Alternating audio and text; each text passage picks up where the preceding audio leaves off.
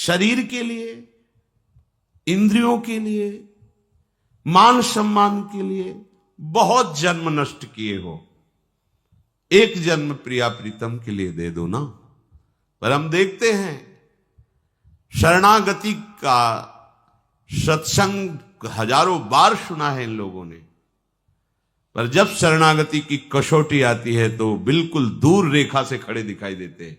कहीं शरणागति नहीं, बस अपनी लोक मर्यादा, अपने शरीर प्रियता, अपने अहम प्रियता में ही कसौटी में नजर आते हैं। नहीं, खंड खंड हो जाए तन, अंग अंग सत टूक, वृंदावन ने छाड़ियो, छाड़िबो है बड़ी चूक। जरा सी शरणागति झलकती नहीं नजर आती। जहां देखो अहम और वासना का राज्य दिखाई देता है। अहम कहलाते शरणागत। शरणागत किसे कहते हैं? जिसके तन पर, मन पर, वचन पर केवल शरण का अधिकार है, बिका हुआ। अभी केवल शरणागति की बात जबान से कह लेना अलग बात है। ऋषिक अनन्यमाल में चरित्र आता है,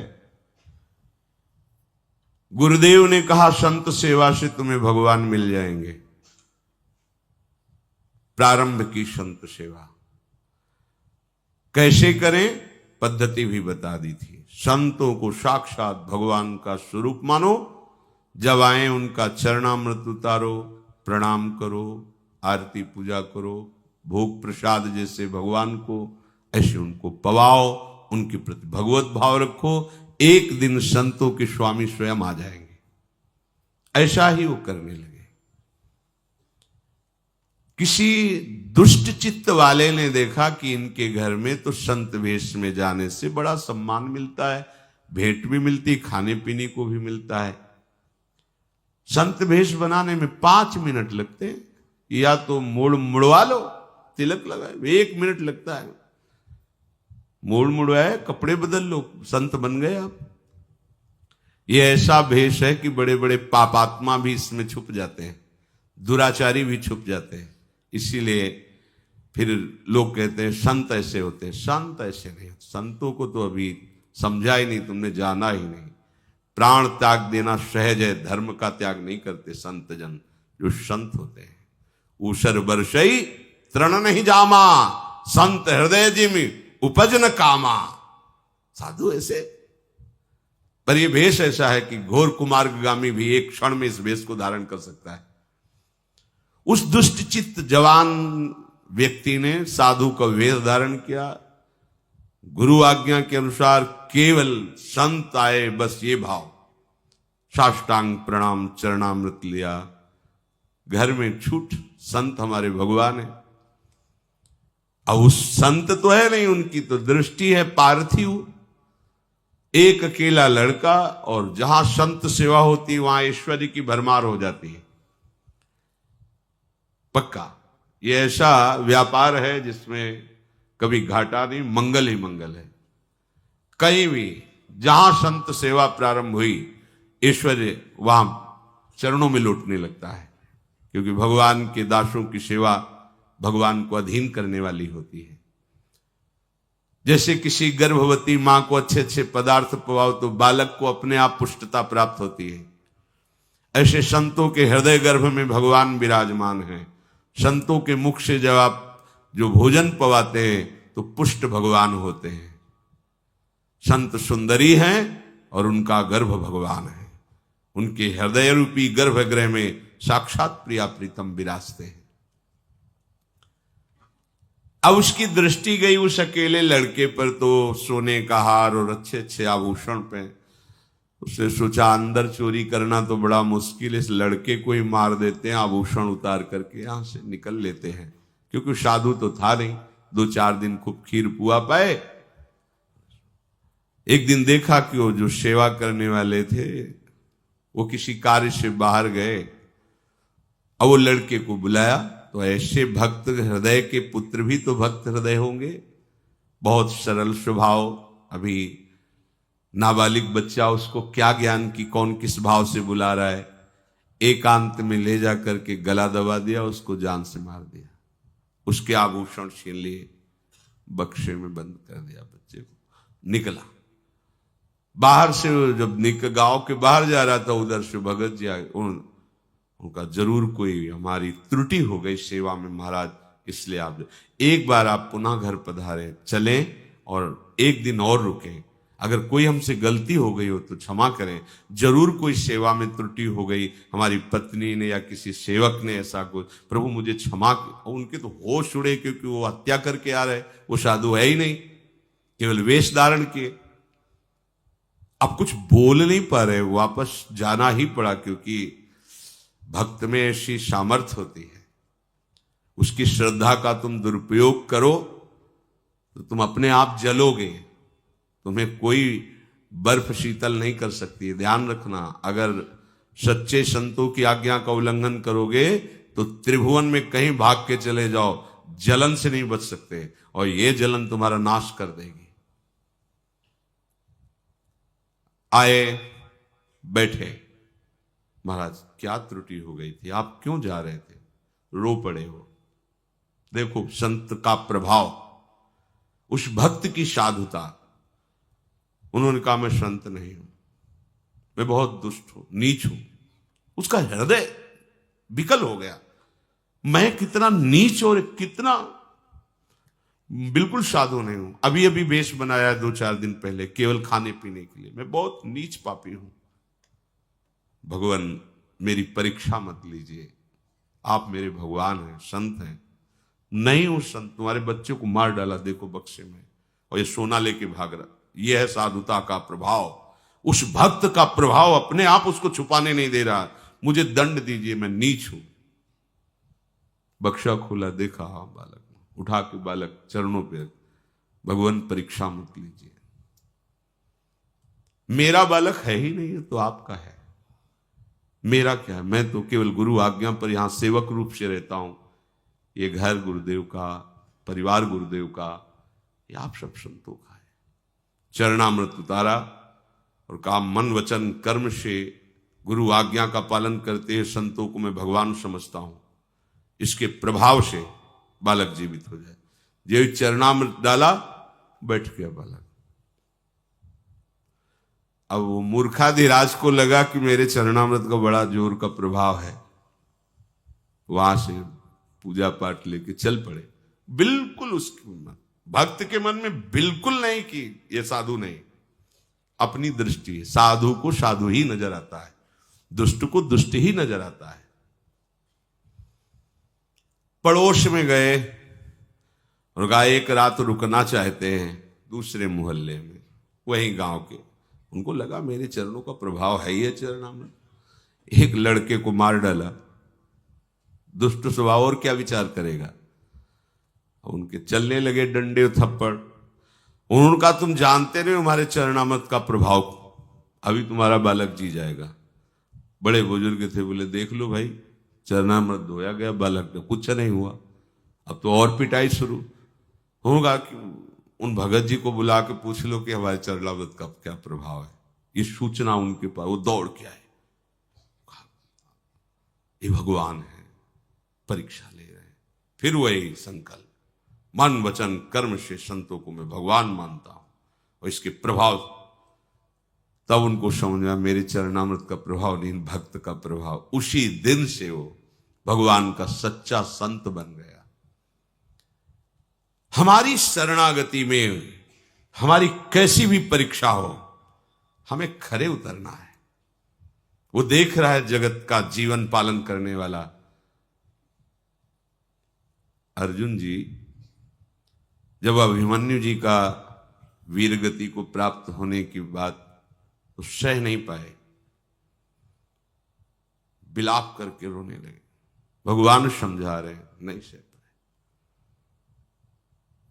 अर्जुन से कहा कि मेरा भी तो भान जाए, कोई अशुभ गति को प्राप्त थोड़ी हुआ, वीर गति को प्राप्त हुआ, ऐसा आपको विलाप करना उचित नहीं है। पर वो एक दिन भगवान जैसे कभी प्रसन्नता होती तो अपने हृदय की बात कहे। भगवान ने कहा मोर ध्वज जैसा भक्त इस सृष्टि में नहीं है। समय व्यतीत होने पर अर्जुन जी ने कहा, प्रभु आप मोरध्वज ध्वज की बात कर रहे हो, आप कभी हमारी भी तो बात किया करो, क्योंकि सखा भी भाव है, आपके सिवा हमारा है कौन। भक्त तो हो ही अर्जुन, पर मोरध्वज ध्वज जैसा नहीं। कहा, प्रभु क्या कमी है, हम में क्या कमी है। बोले आओ चलते हैं। संत वेश रखा, अर्जुन जी को योग माया से सिंह बनाया, गए भिक्षाम दे, निकले। वो संत भगवान पधारे, साष्टांग प्रणाम किया, भगवान आदेश कीजिए, ये हमारा निजी सिंह है, भूखा है, इसको भोजन की व्यवस्था कीजिए। कहा, भगवान सिंह तो मांस खाता है, हम तो वैष्णव जन हैं, अब देख लो। बोले फिर समय दीजिए, हमें कसाईवाड़े जाना होगा, वहां से मांस खरीद के ला। ना ना ना, कसाईवाड़े जाना होता तो तुम्हारे यहां क्यों आए, यही मांस की व्यवस्था करो। भगवान यहां कैसे कैसे क्या, वो वैष्णव जन है, कैसे, कौन कौन है परिवार में, एक बेटा है, पत्नी है, हम हैं, हाँ चल जाएगा काम, बेटे को काट करके दे दो, सिंह भूखा है खा ले। आरे से काटना, दो भाग करना है, पर तुम्हारे अश्रु नहीं आने चाहिए। तो उनका, भगवान अश्रु क्यों आएंगे, हम तीनों तो भगवान को समर्पित है, शरणागत है, भगवान का है, अभी आपकी आज्ञा का अक्षरशः पालन होता है। और बेटा भी मुस्कुराते हुए कि आज जीवन कृतार्थ हुआ, संत आज्ञा में मेरा बलिदान होगा, हो गया। आरा चल रहा है, भगवान देख रहे हैं।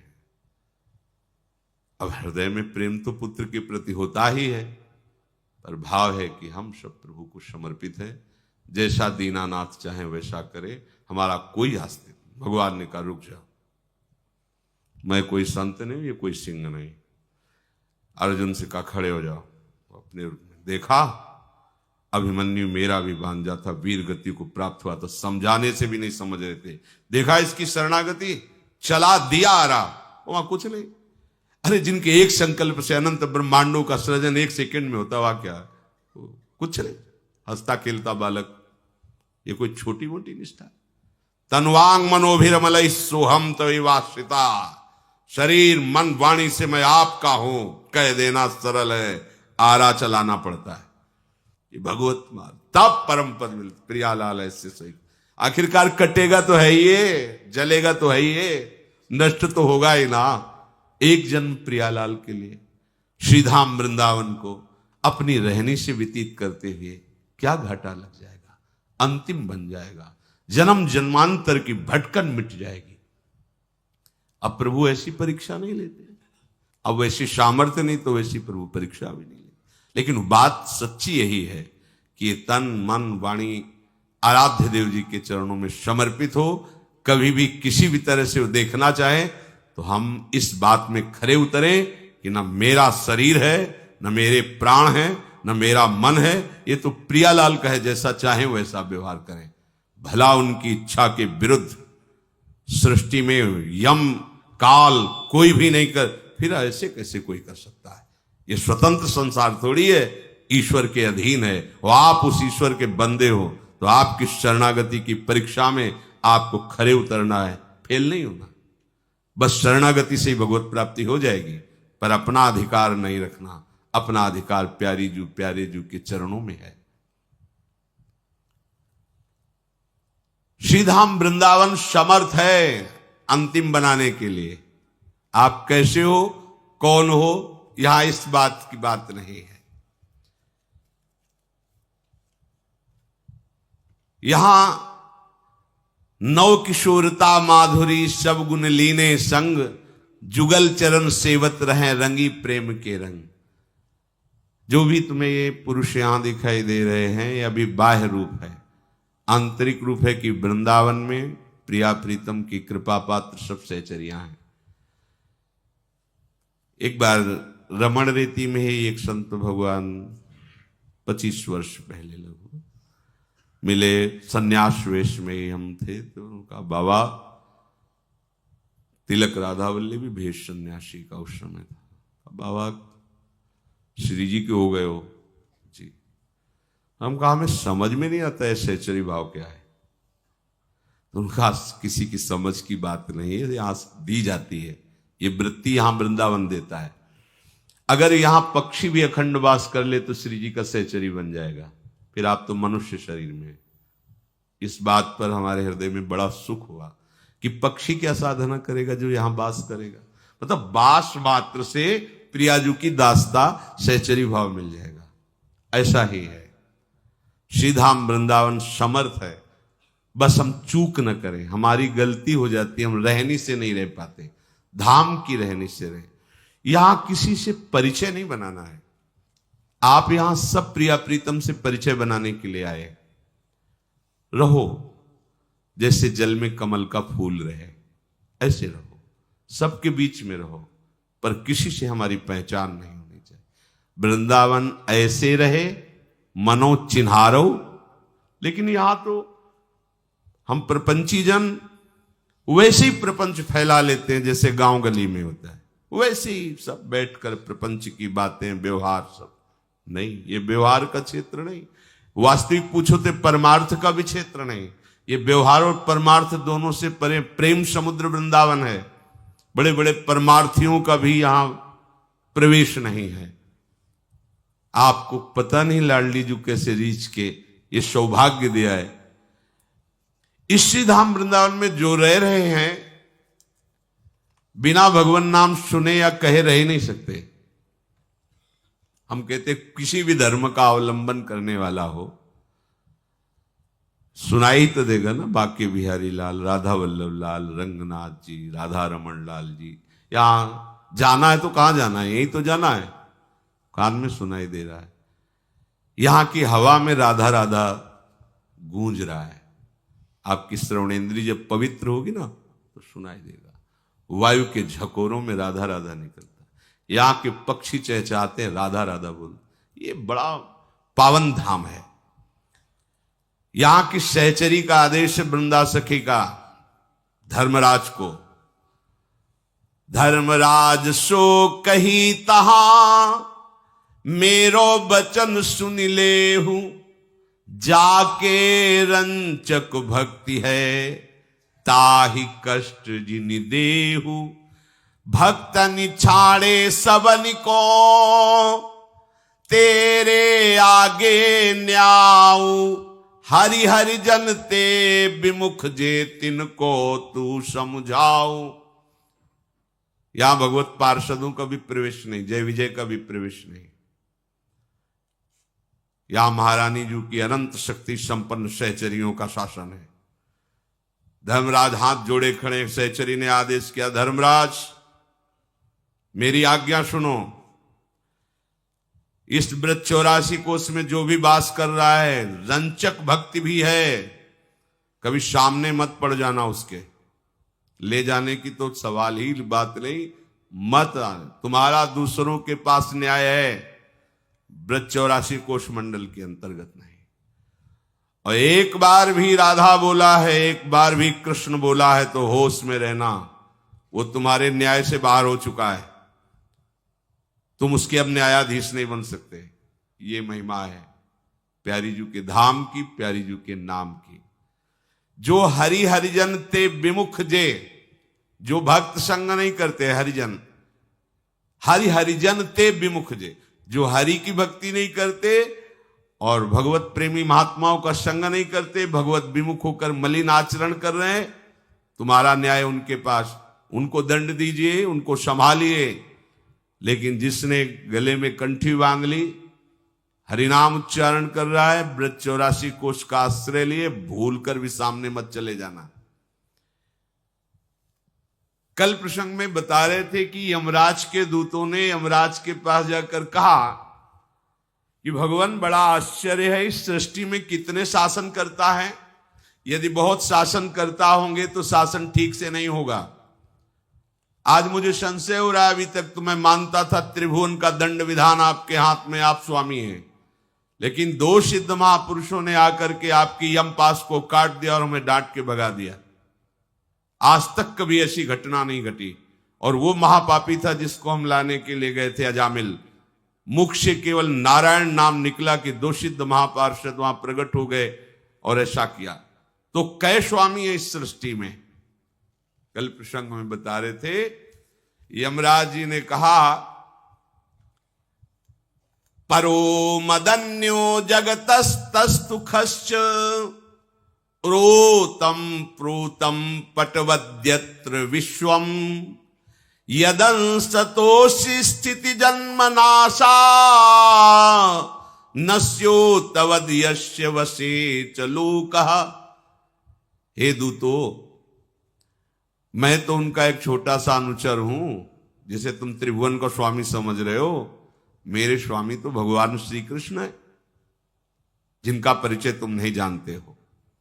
उन्हीं में ये संपूर्ण जगत सूत में वस्त्र के समान ओतप्रोत है। उन्हीं के एक अंश से ब्रह्मा विष्णु और भगवान शंकर प्रकट होकर सृष्टि का सृजन पालन और संहार करते हैं। ये सारा जगत उन्हीं ईश्वर श्री कृष्ण के अधीन है। भगवान ने धर्म मर्यादा का निर्माण किया है और उसी की रक्षा के लिए वो अवतार लेते हैं। कोई भी ऐसा सिद्ध नहीं है जो पूर्ण रूप से भगवान को जान सके। भगवान जितना जनाते हैं उतने ही, सोई जाने जी देव जनाई। जितना मनुष्य विद्याधर चारण ऋषि मुनि देवता असुर, किसी की सामर्थ्य नहीं कि पूर्ण रूप से भगवान श्री कृष्ण को जान सके।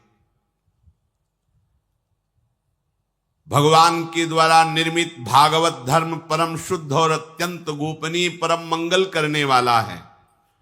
उसे जानना कठिन है। जो भागवत धर्म को जान जाता है वो भगवत स्वरूप हो जाता है। पूरी सृष्टि में भागवत धर्म को केवल हम 12 जन ही जानते हैं। यमराज जी ने कहा कि पूर्ण रूप से भागवत धर्म का रहस्य हम केवल 12 जानते पूरी सृष्टि में। ब्रह्मा जी, देव ऋषि नारद, भगवान शंकर, सनक सनंदन सनातन सनत कुमार, कपिल देव, स्वयंभु मनु, भक्तराज प्रहलाद, विदेहराज जनक, भीष्म पितामह, परम भक्त बलि जी महाराज और सुखदेव जी और मैं धर्मराज, ये 12 भागवत तत्व का रहस्य जानने वाले हैं। भागवत धर्म का भगवान को पूर्ण रूप से इसलिए कोई नहीं जान सकता क्योंकि अनंत है, सीमा ही नहीं है। इस जगत में जीवों के लिए ये सबसे बड़ा कर्तव्य है, परम धर्म है कि वे प्रभु के नाम का जप करें, कीर्तन करें और इसी नाम जप, नाम कीर्तन, सत्संग के प्रभाव से अपने को संसार से हटाकर प्रभु की प्राप्ति कर ले। प्रिय दूतों, भगवान नाम की महान महिमा है। तुमने देखा अजामिल ने पुत्र के लिए पुकारा नारायण और महापापी था और भगवान के पार्षद आ गए और मृत्यु पास को काट दिया।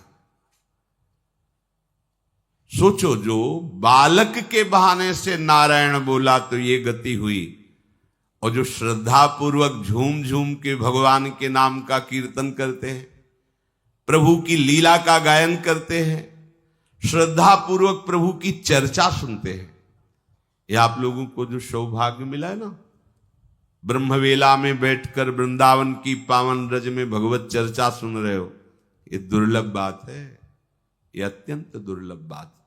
सुत दारा धन लक्ष्मी ये पापियों के घर होए, ये दुर्लभ नहीं है कि बढ़िया पत्नी मिल गई, खूब बढ़िया भोग सामग्री है, लड़का बच्चा परिवार जो संसारिक वस्तुएं चाहिए वो सब हैं, बोले तो पापियों के पास भी है। सुत दारा धन लक्ष्मी पापियों के घर होए। संत संग, भगवत प्रेमी महात्माओं का सानिध्य, ये हमारे पुण्य बल से नहीं होता, ये कृपा से होता है। सत्संगत दुर्लभ संसारा, दुर्लभ विषय सत्संग है। अगर संत समागम हरि कथा, तो समझ लो कि आपके भाग्य खुल गए। ये सत्संग अत्यंत दुर्लभ वस्तु है, पर इसकी दुर्लभता तभी सार्थक हो कि जब आचरण में उतारो। नहीं तो हाथी स्नान है, हाथी स्नान करके निकला, धूल भला डाल लिया। लगभग अपने लोग ऐसे ही सत्संगी हैं, हाथी स्नान वाले। सुना, दूसरे को सुना दिया, समझा दिया। दूसरे को समझाने में बड़े प्रवीण हैं, अपने मन को समझाने में ताकत काम नहीं कर रही। इतनी बुद्धि प्रवीण नहीं कि मन को समझाकर विषयों से हटा के प्रभु में लगावे। क्या फायदा सत्संग का? अरे अस्त्र टांगे घूम रहे हो और एक साधारण आदमी थप्पड़ मार के चला जा रहा है, तुम्हारे उस अस्त्र का फल क्या रहा? टांगने का प्रदर्शन क्या रहा? अस्त्र तो इसीलिए है कि अपना बचाव पक्ष कर सके। तो ये शास्त्र के वचन, सत्संग के वचन, ये अस्त्र के समान हैं। इनके द्वारा विकारों को काट कर भगवदानंद में स्थित हुआ जाता है। आए विकार, थप्पड़ मारे, गिर गए। किस बात के सत्संगी, किस बात के परमार्थी? क्या तुम्हारे पास विवेक है? अभी तक क्या करते रहे, क्या सुनते रहे? समझ में नहीं आता। सोचो, जो एक पुत्र के बहाने नारायण बुलाया तो ऐसी दुर्लभ गति हुई, और जो नाच नाच के भगवान के नाम का कीर्तन करते हैं, विचार करने का विषय है। भगवत लीला गाते हैं, भगवत चर्चा सुनते हैं, उनके पापों का विनाश हो जाए, भगवत प्राप्ति हो जाए, तो कोई आश्चर्य की बात है? अरे जिसने स्तनों में जहर लगाकर भगवान को मारने के लिए गए, भगवान को अपने स्तन पिलाए, तो जो यशोदा मैया को गति मिली वही उसको मिली। और जो प्यार से दूध का भोग लगाते हैं उनको क्या होगा? जो प्यार से उनको शयन कराते हैं, उनके चरण चापते हैं, पंखा करते हैं। आप लोग छोटी मोटी भाग्यवृत्ति में, महारानी जी की परिचर्या में, उनके महल में रहकर बस ये रहनी सुधार लो प्यारे। ये जो थोड़ा सा कलंक लगा लेते हो वासना का, इसको हटाओ। यही तुम्हें प्रभु से दूर करता रहा है। कोई आश्चर्य की बात नहीं है। दौड़ने वाला ही लड़खड़ाता है, दौड़ने वाला ही थकता है। कृपा पात्र हो तुम, लांग जाओगे, आगे बढ़ो। छोटी सी भी अपने अंदर की त्रुटि को बर्दाश्त मत करो। ऐसे मत सोचो कि क्या बिगाड़ लेगी। अनुकूल वायु मिलने पर वो समुद्रवत तुम्हारे हृदय में फैल जाएगी। फिर भी घबराओ मत, बहुत बड़ा बल हमारे पास है। मेरे बल श्री वृंदावन रानी। इसका मतलब कुमार्गगामी मत बनो, इस बल का आश्रय लेकर चढ़ो। ये चढ़ाई है भगवत मार्ग की। नामाभास मात्र से सारे पाप भस्म हो जाते हैं। बड़े बड़े विद्वानों की बुद्धि भगवान की माया मोहित कर लेती है। ये धर्मराज जी कह रहे हैं, भागवत रहस्य को जानने वाले महापुरुष। ये मीठे मीठे विषय भोग इतने अच्छे लगते हैं, बड़े बड़े मोहित हो जाते हैं। भगवान से मिलना ना, बाद में मिल लेंगे, पहले है कुछ नहीं, कुछ नहीं है प्यारे, मान लो कुछ नहीं। कीचड़ के सिवा हाथ में कुछ नहीं लगेगा। एक आदमी राजा की आज्ञा से, राजा के महल का एक हार खो गया। राज्य में ऐलान कर दिया सुबह की शाम तक जो हार खोज के ले आएगा तो उसे हम अपने समान राज्य सुख प्रदान करेंगे। सब भागे। बीच बीच में ऐसी बाजार लगाए हुए थे राजा, ऐसी व्यवस्था किए हुए थे, सब फ्री, खाओ पियो मस्त। कोई तो ढूंढना भूल करके उसी में लग गए। कोई बिरले ढूंढने के लिए आगे बढ़ पाए भोगों को त्याग कर। तो एक नदी के किनारे खोज रहे थे तो अचानक दृष्टि पड़ी, जल में हार दिखाई दिया। कूद गए नीचे से, कुछ नहीं मिला। फिर बाहर आए, थोड़ी देर फिर खड़े रहे, शांत जल हुआ, फिर दिखाई दिया हार। सुबह से शाम हो गई, उसी पर निशाना लगा कि कूदते पर हार नहीं मिलता, हाथ नहीं आता। इतने में एक संत भगवान वहां नदी के किनारे भ्रमण कर रहे थे। उनका, भाई काफी देर से देख रहा हूं आपको, बार बार आप चेष्टा कर रहे हैं, नदी में कूद रहे हैं, क्या है? तो बोल नहीं रहा था क्योंकि उसको लगा था इनाम हम ही ले। हम आपका सहयोग करेंगे, हमें कुछ चाहिए नहीं। तो उनका हार वहां है। देखते ही उन्होंने कहा, अरे मूर्ख, अगर हार वहां होता तो सुबह से खोज रहा मिल जाता, इधर नहीं। और घुमा के दिखाया, वो देख खजूर का पेड़ है, बाज पक्षी ने घोंसले में रखा है, उसकी छाया पड़ रही। समझ पाए? वो राजा है श्री भगवान, हार है स्वरूप बोध, महासुख खोज रहे हैं भोगों में, कीचड़ किसी हाथ नहीं लगता। जिसे तुम सुख समझते हो, ये सुख नहीं, सुख की छाया है, तुम्हें समझ पड़ती नहीं, मेरे गिरधर की माया है। सुख तो जिधर तुम मुख किए हो उधर नहीं, नदी की तरफ नहीं, बैक पीछे हटो, देखो वो ऊंचाई पर भगवत सुख विराजमान है, जहां काम क्रोध लोभ मोह मद छू नहीं सकते, पर उस सुख की छाया पड़ रही इधर विषय नदी में। हम बार बार विषयों में कूद कूद के गंदे हो रहे हैं कि सुख मिलेगा, किंचन मात्र आज तक किसी को नहीं मिला। इसलिए कह रहे कि ये भगवान की बड़ी दिव्य माया है, जो बड़े बड़े विद्वानों को भी मोहित कर देती है। इसीलिए लोग भगवान नाम जप ना करके, भगवान नाम कीर्तन ना करके विविध प्रकार के अनुष्ठानों में लगे रहते हैं भोगों की प्राप्ति के लिए। प्रिय दूतों, विचारवान पुरुष को ये चाहिए कि शरीर पूरा होने के पहले ही भगवत प्राप्ति कर ले, भगवत परिचय बना ले, भगवान नाम जप कर ले।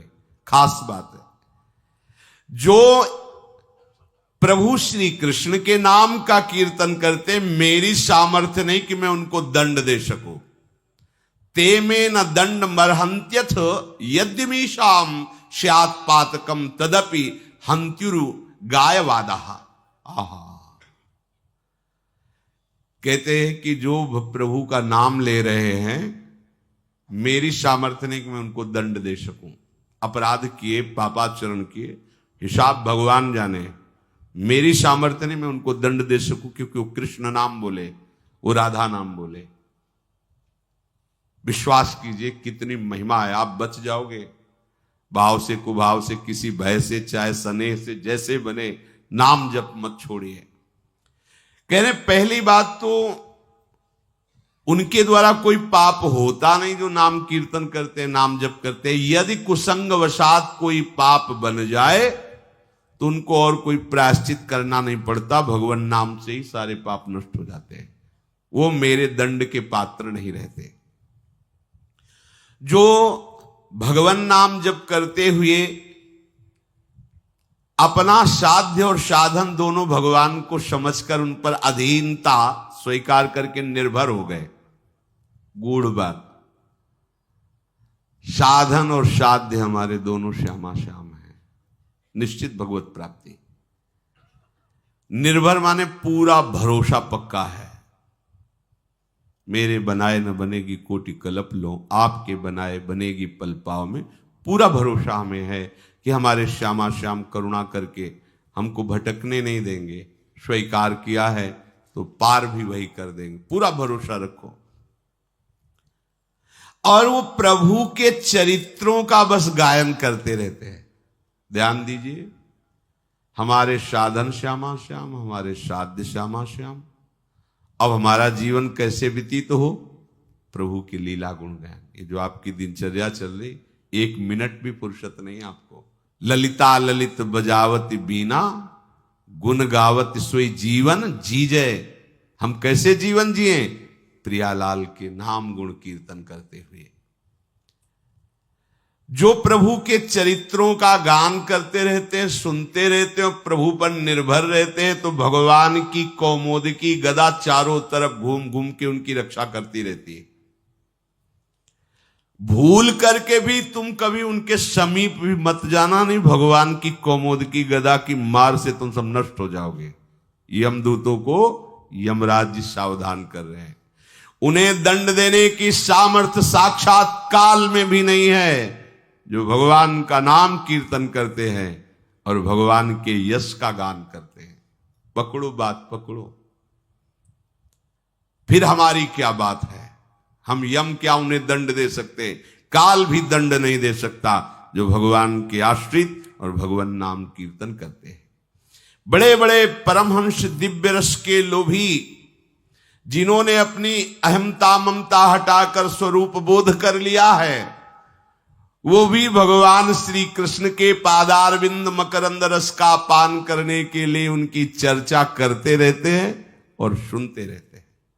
मोक्ष पदवी को प्राप्त महापुरुष भी, जिनके लिए कोई कर्तव्य नहीं रह गया, वो भी भगवान श्री कृष्ण की लीला गायन, लीला श्रवण और नाम कीर्तन करते रहते हैं।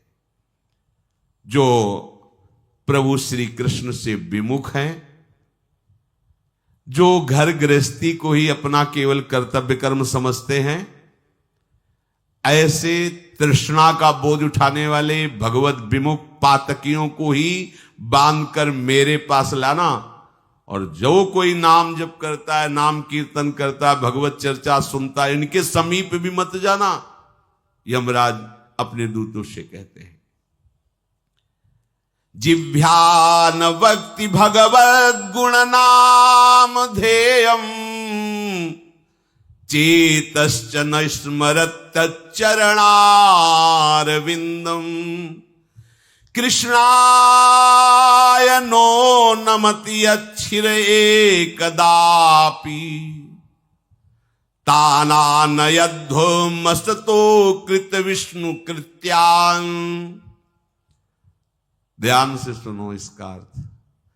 जिसकी जिह्वा कभी भगवान नाम उच्चारण नहीं करती, कृष्ण कृष्ण राधा राधा, जिन्होंने अपने कानों से कभी भगवान की चर्चा नहीं सुनी बैठकर, जिनका चित्त कभी प्रभु के चरणारविंद का ध्यान नहीं किया, चिंतन नहीं किया, जिनका सिर कभी भगवान के श्री विग्रह के सामने झुका नहीं, उन भगवत विमुख पापियों को ही मेरे पास लाना, उन्हीं को हम घोर दंड देने का अधिकार रखते हैं। पर जिनकी जिह्वा से नाम निकला, जिन्होंने कानों से भगवत चर्चा सुनी, जिन्होंने एकदापि एक बार भी भगवान को प्रणाम किया है, ओहो, ऐसे के समीप कभी मत जाना, यमराज जी अपने दूतों से कहते हैं। तभी हम कहते हैं कि भाव को भाव, कैसे भी तुम राधा राधा बोलोगे, बाजी जीत जाओगे, रजिस्टर में तुम्हारे इतने नाम जमा होंगे कि न्यायाधीश की खोपड़ी काम नहीं करेगी, आपकी जय हो जाएगी, नाम आपको बचा लेगा, नाम आपको सुरक्षित रखेगा।